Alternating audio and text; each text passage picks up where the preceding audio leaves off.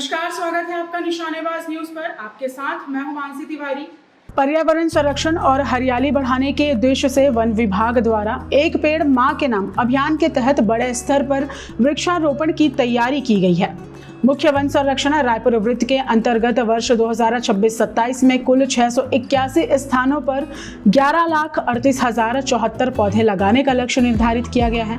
रायपुर के मुख्य वन संरक्षण CCF मणिवासगन S ने बताया कि अभियान के तहत रायपुर वृत्त के सभी वन मंडलों में व्यापक स्तर पर पौधारोपण किया जाएगा। रायपुर वन मंडल में 6 स्थानों पर 85,740 पौधे लगाए जाएंगे। वहीं महासमुंद वन मंडल के 13 स्थानों पर 15,300 पौधों का रोपण किया जाएगा। इस तरह बलौदा बाजार वन मंडल में 13 स्थानों का चयन किया गया है, जहां 670 पौधे लगाए जाएंगे। सबसे अधिक वृक्षारोपण धमतरी वन मंडल में किया जाएगा, जहां 276 स्थानों पर 8,85,347 पौधे लगाने का लक्ष्य रखा गया है। वहीं गरियाबंद वन मंडल के 370 स्थानों पर 16,017 पौधे रोपे जाएंगे।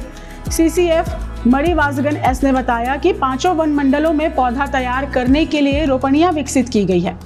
कुल 327.561 हेक्टेयर क्षेत्र में पौधा रोपण किया जाएगा, जिसके लिए 2,25,589 पौधे तैयार किए गए हैं। उन्होंने कहा कि विभागीय मद, कैंपा मद, किसान वृक्ष मित्र योजना और हरियर छत्तीसगढ़ कोष जैसी विभिन्न योजनाओं को मिलाकर पूरे रायपुर वृत्त में 33,96,867 पौधे लगाने का लक्ष्य रखा गया है।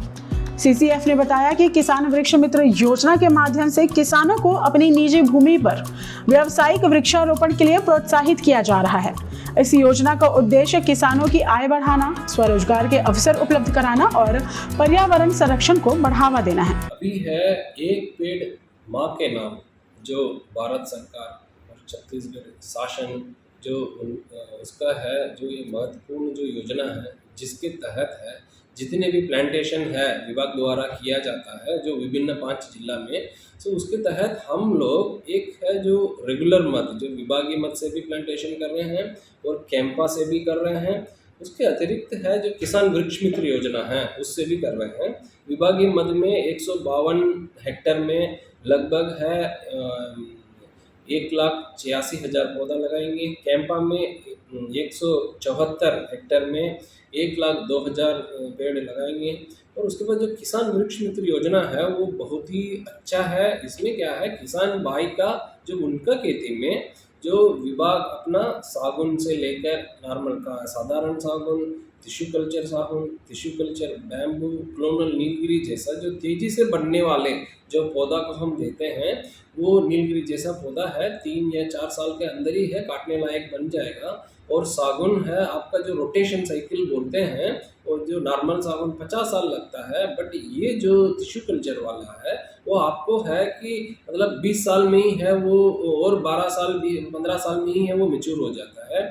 इसीलिए जो किसान भाई का है बिल्कुल है बहुत ही अच्छा जो है सफल उनका है जो इनकम रेवेन्यू होगा, वो है हम लोग अपना पूरा संभाग में जो अपना पूरा सर्किल में 4,618 जो एकड़ है हम किसान भाई का जो ज़मीन में लगा रहे हैं, वो उसका पौधा खाद वगैरह है किसान भाई को हम देते हैं, और हम फ्री में पौधा देते हैं, ये सब इनपुट सामग्री देते हैं।